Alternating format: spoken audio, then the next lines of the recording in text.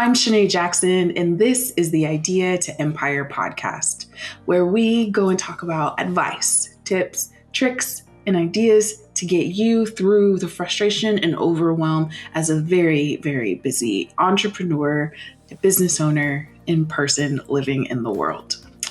Today, I wanted to talk a little bit more about the conversation that Rebecca and I had last week. So if you haven't watched last week's episode with Rebecca and I, go ahead, take a pause, and go back over there. Our conversation is amazing. One, because that's probably one of my oldest friends. But then two, we talked a lot about seasonality.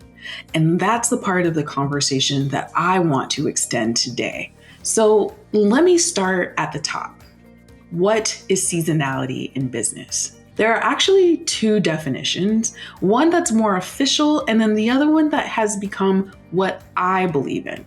Seasonality in your business is a term used to describe the predictable changes that occur in a business over a 1-year time, depending on the season. They can be caused by external factors, and they can occur at the same time every year.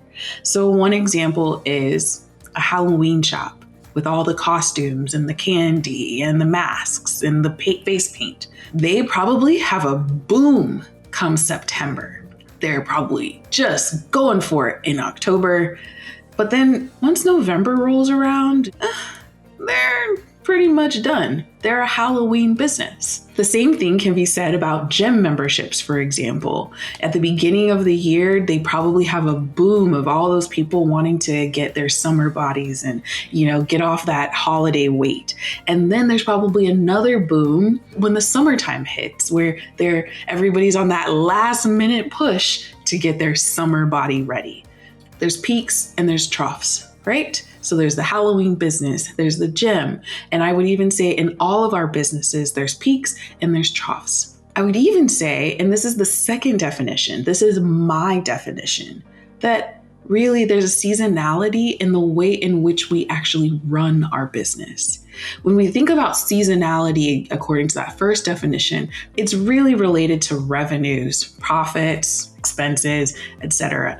However, I like to think about seasonality in your business is what is your energy looking like? What are you able to accomplish? What are you feeling like you can do? And looking at the way that you run your life. So for example, I have found that in the summertime, in the months around June to August, I am a little more tired. I want to rest. I want to do slower vacations. I want to move slower. I want to just take it a little easier. And then when it comes to like January, February, March, on the other hand, I'm feeling up and ready to go, up and ready to accomplish, really ready to push forward. I find that in October, November, December, and even a chunk of September, I'm finding that my energy is really thinking about how can I move myself forward so that the first part of my year is comfortable, that I have plans and that I've already started executing on all the cool initiatives and the things that I'm excited about and the ways in which my business needs to change for this next year to be helpful and profitable. So when I think about seasonality, yes, there's the revenues, right? But then there's also, how's my energy doing? And I think that that's the part that I really want to make sure that you understand even more. How do you feel on a day-to-day basis, a week-to-week basis, a month-to-month, a quarter-to-quarter, year-to-year? How do you make sure that your seasons, where your energy is the best, in which you're able to balance the activities that you're up to? So just to review for myself, I find that I am most energized in September, October, November, and December. I am pushing so hard to get to the top of the new year. And so I create all of my goals and resolutions and start initiatives and do my reach outs and do more of the planning. And really, those few months actually do feel like the first part of the year. In general, by November 15th, I have my goals and resolutions for my business ready to go. Every initiative that I've already decided on is already moving. Why? Because I have the energy to do so. In January, February, March, and April, for me, is sort of like quarter two. It's not the first of the year. It doesn't have a first of the year feel. It actually feels like all of that pushing and trying and working hard that I was doing earlier in October through December is now I'm reaching my stride. I'm hitting my pace, sort of like what a runner does. After that first, 5-10 minutes, they're finally breathing good. They're finally feeling good in their bodies. It's the same thing in my business. It's probably the same thing in your business as well. You finally feel like, hey, I know what this feels like. These initiatives or these opportunities that I'm taking advantage of, they might be working or they're not working. I'm making decisions. It feels less clunky. It feels like I have an opportunity to do what I need to do and that my business can work. Then when I get into the summertime, I kind of want to relax a little bit. My energy is a lot lower. I want to move slower. So all that to say is that when you're thinking about seasonality in your business, it doesn't mean that you have to subscribe to or ascribe to the regular calendar that we all do, January, December.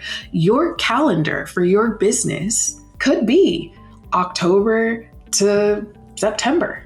And the last part is your resting time.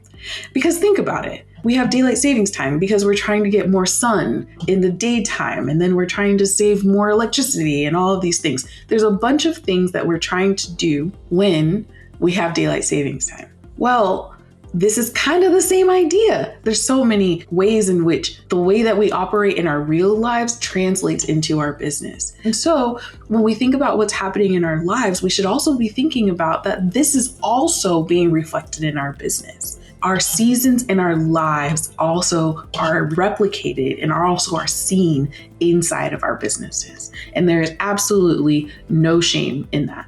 I guess the biggest takeaway from all of this that I really want you to remember, to think about, to pay attention to is that it is okay if you are not raring on all 4 cylinders, 5 cylinders, 6 cylinders, 8 cylinders.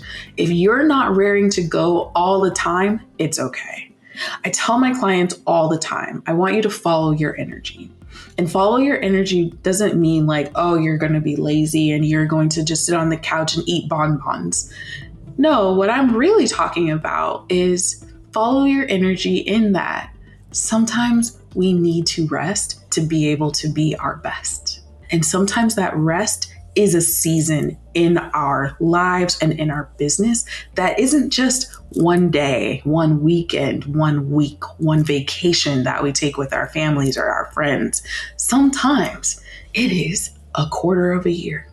And what would it look like to give yourself permission to operate fully in that season of rest, of that season of needing to rejuvenate? And then, on the other hand, what would it look like to follow your energy where you are operating on every cylinder that exists in the world? What would it look like for you to be focused on my energy is clear and ready for me to take on everything that's in front of me and explore those opportunities and make mistakes and rebound from them and be awesome? What would it look like to follow that energy, to follow that season in your business? In our businesses, we have both. So this is me giving you permission. Follow your energy. Your business will thank you for it, and your body, your mind will thank you even more so. And for now, that's it for today. Thank you so much for letting me have this discussion with you about seasonality in your business. I think it's just an important topic that we forget to have with ourselves and with others about being so focused on the businesses that we are excited to be building. And that's it for today. My name's Chanaye Jackson, and this is the Idea to Empire podcast. We'll see you next time.